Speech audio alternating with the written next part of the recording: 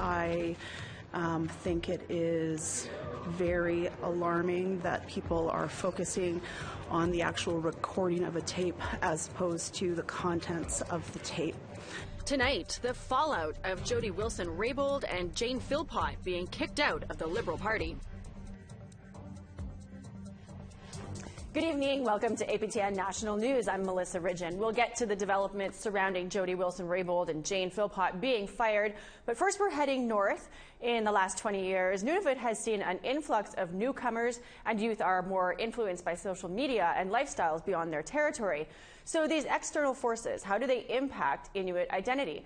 Our reporter Charlotte Morit-Jacobs tells us as part of our Nunavut Perspectives series this week in celebration of the territory's 20th birthday.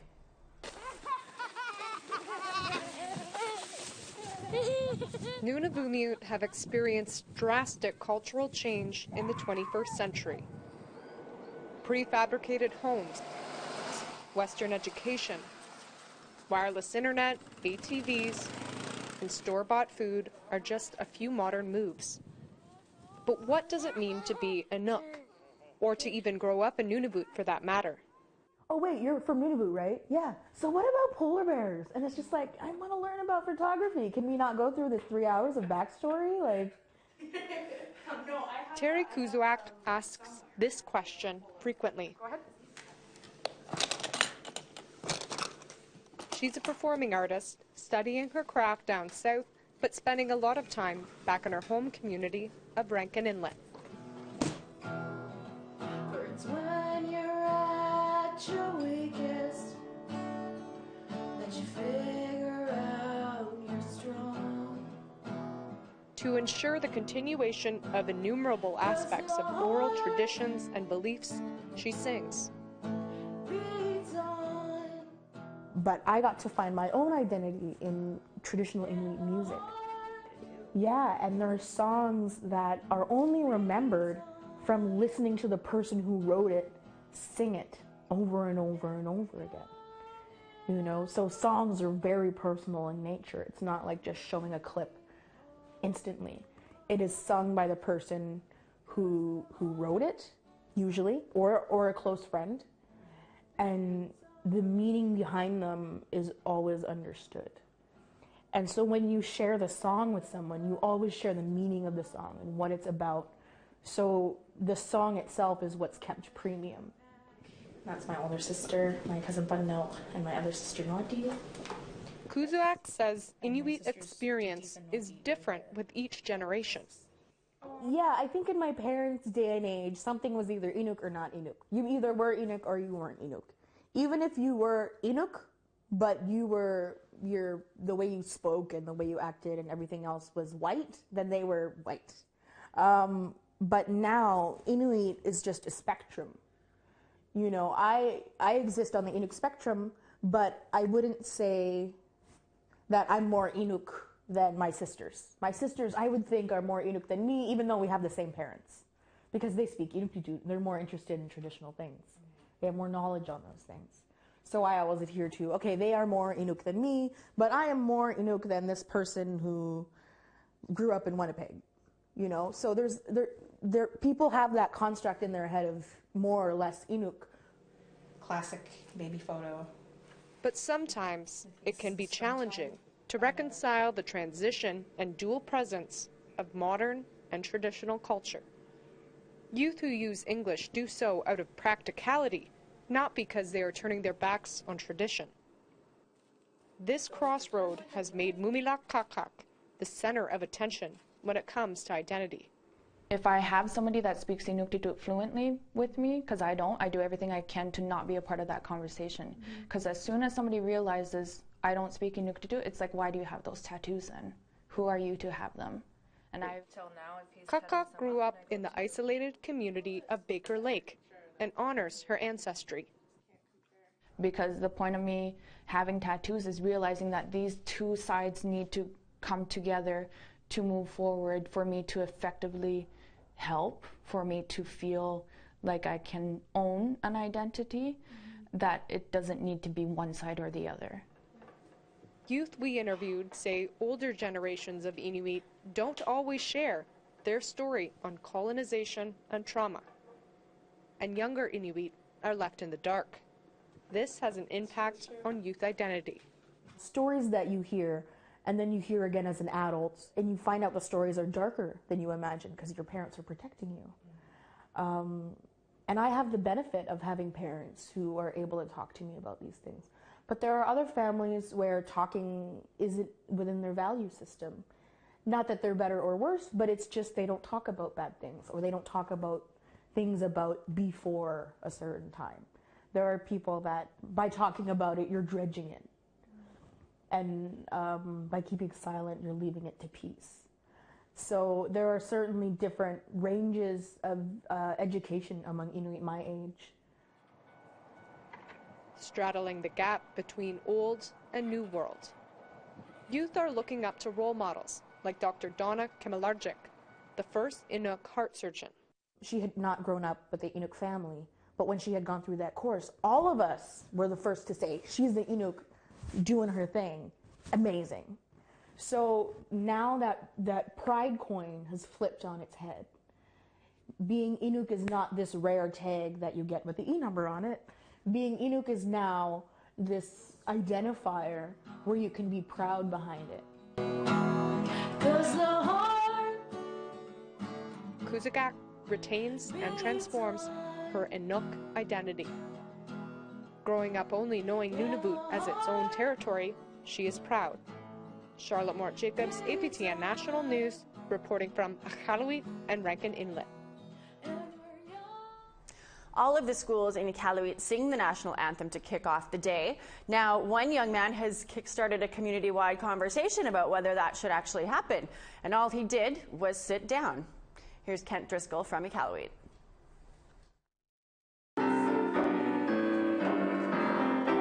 These are the Inukshuk High School drum dancers.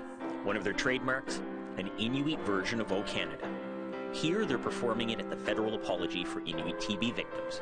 O Canada is sung at Iqaluit schools every morning. Then, at the end of September, one student stopped standing for the anthem. Grade 8 student Miles Brewster kept his seat for a reason. They didn't explain what Orange Shirt Day meant on the day. Like, they said, it's Orange Shirt Day today, or tomorrow, wear an orange shirt. And then, I felt like they didn't explain enough, so I tried to make a statement. Of course, Orange Shirt Day is to remember students who went to residential school. His protest was to point that out. And in middle school, even quiet protests land you in the principal's office.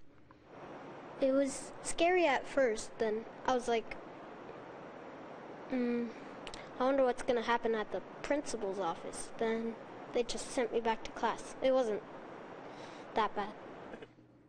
A few of his classmates joined in, and the local education authority decided it was time to ask parents. They sent home an informal poll, and they put it online too. There were 3 options: no anthem, anthem every day, or just in the case of special events. Miles likes the 3rd option. I would go for the special events because people that served our country, like on Remembrance Day, we should remember them, because maybe if they weren't there or we didn't remember them, we wouldn't be here right now. Special events notwithstanding.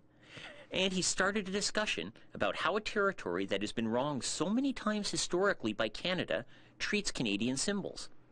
At the very least, they'll probably explain Orange Shirt Day a little better at the middle school next year. Kent Driscoll, APTN National News, Iqaluit.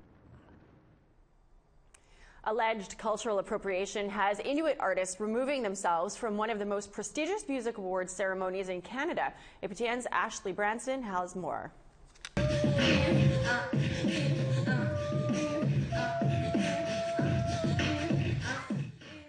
Kelly Fraser and Tanya Tagak are known around the world for their throat singing.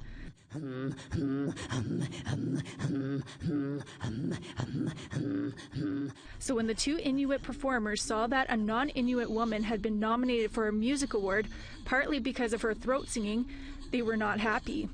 Connie LeGrand is Cree, but some of her songs feature her throat singing.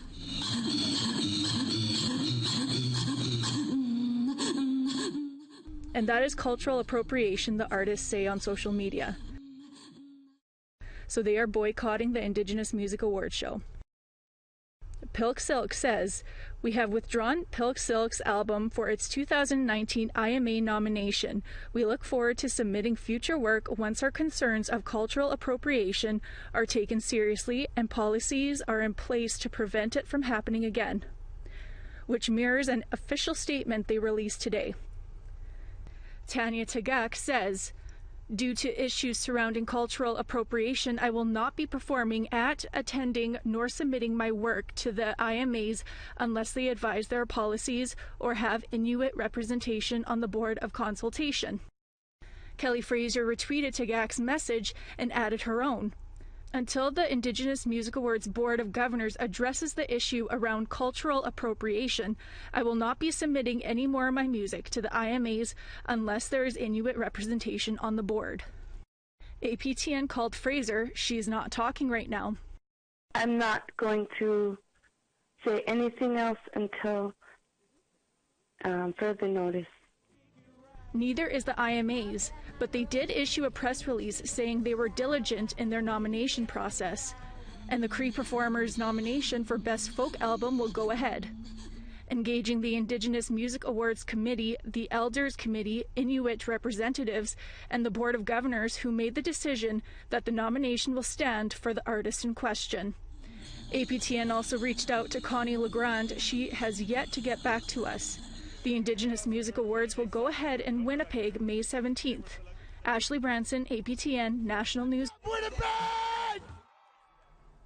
We need to take a quick break, but when we come back, we are off to BC for the fallout of MP Jody Wilson-Raybould being booted from the Liberal Party. First, here's tomorrow's weather forecast.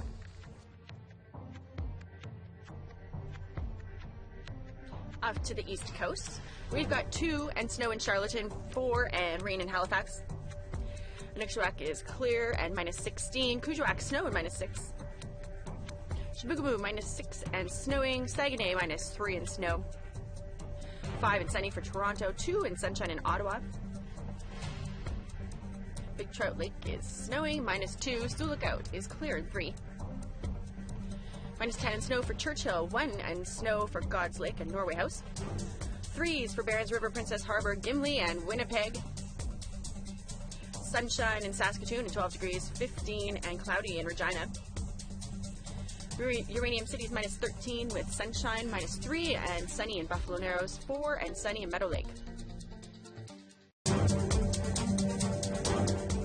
Welcome back. Jody Wilson-Raybould has been kicked out of caucus and banned from running as a Liberal in the upcoming fall election. So where does that leave her constituents? APTN's Laurie Hamlin went to her riding office in Vancouver, Granville to find out. The doors to Jody Wilson-Raybould's constituency office remain open today. Staff are directing any questions be sent to Wilson-Raybould's government email address. The riding of Vancouver-Granville is diverse and some areas are wealthy. Wo-Ling Wen voted for Wilson-Raybould. She says she expected Trudeau to kick her out, so sent him a letter. Last week I wrote to the Prime Minister and asked him that my suspicion was that this would happen, and that rather than he be instrumental in asking Jody to leave, that he would step down in her stead. Obviously he didn't listen to me. He dug himself in a hole. If he was a man, the man I thought I voted for, he would fess up and say, sorry, I screwed up. I'll step aside and let her stay in the party. Jeff Kennett also voted for Wilson-Raybould. Although he's disappointed to see her go, Kennett says Jody dug her own grave. Personally, I don't know if she should have recorded those things. Definitely shouldn't have released them publicly. If she did record them, it could have been dealt in-house. But what she did was what she did, so she's responsible for her decisions. Richard Jones is also disappointed that Wilson-Raybould got the boot, but not surprised. If he's going to behave badly like that, he's going to need players that behave badly along with him. And so certainly those gals have got to go. I see why he had to let them go, and I know why we as Canadians need to let him go in the next election. And voters in the upcoming federal election might still get to vote for Wilson-Raybould. The Green Party and the NDP have not officially announced any candidates for the riding of Vancouver-Granville. Lori Hamlin, APTN National News, Vancouver. Today, now independent MP Jody Wilson-Raybould responded to some of what Prime Minister Trudeau had to say yesterday when he removed both her and former Indigenous Services Minister Jane Philpott from the Liberal Party.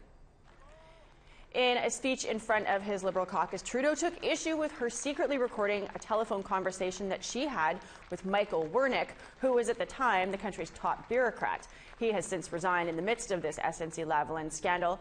Today, Wilson-Raybould said the recording backs up her assertion that she was improperly pressured.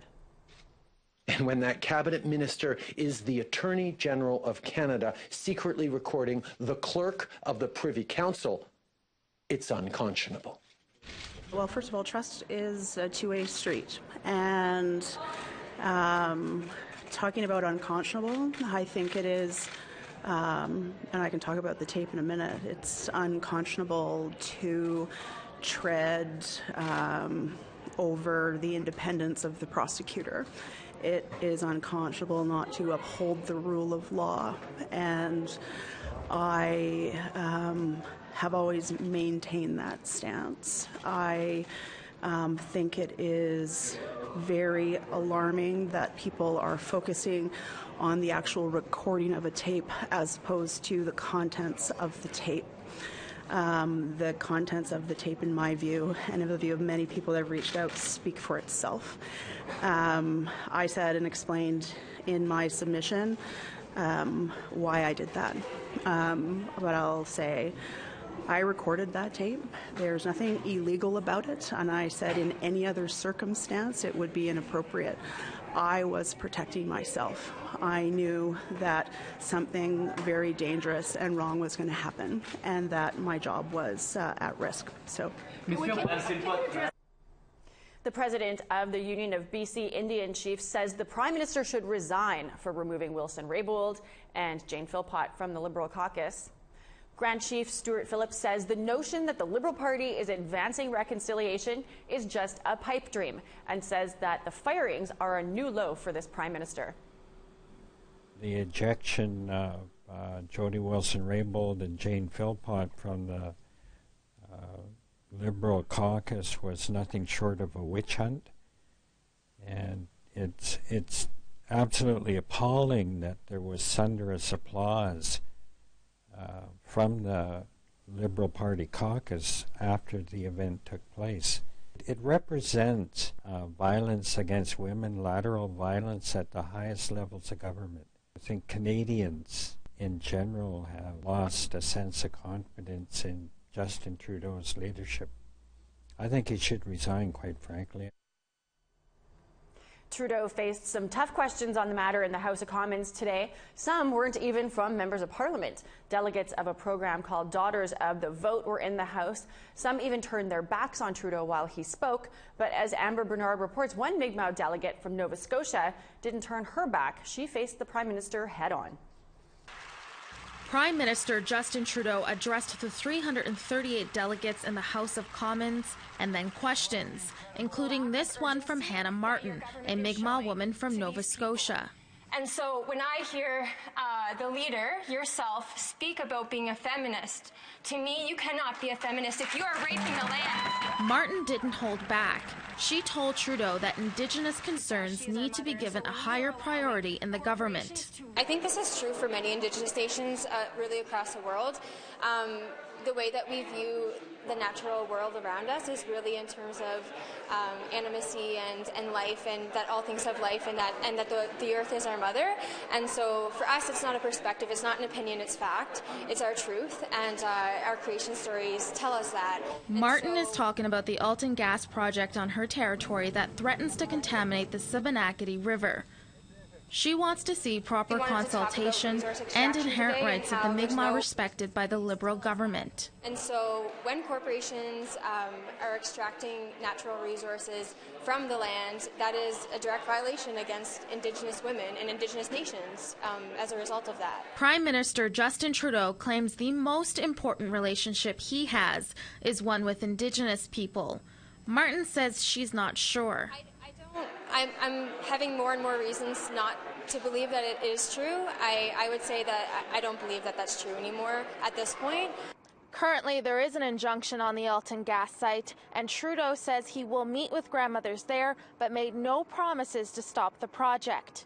Amber Bernard, APTN National News, Ottawa. It's time for us to take another quick break, but when we come back, some highlights from today's In Focus, where we discussed mercury poisoning that continues to affect Grassy Narrows.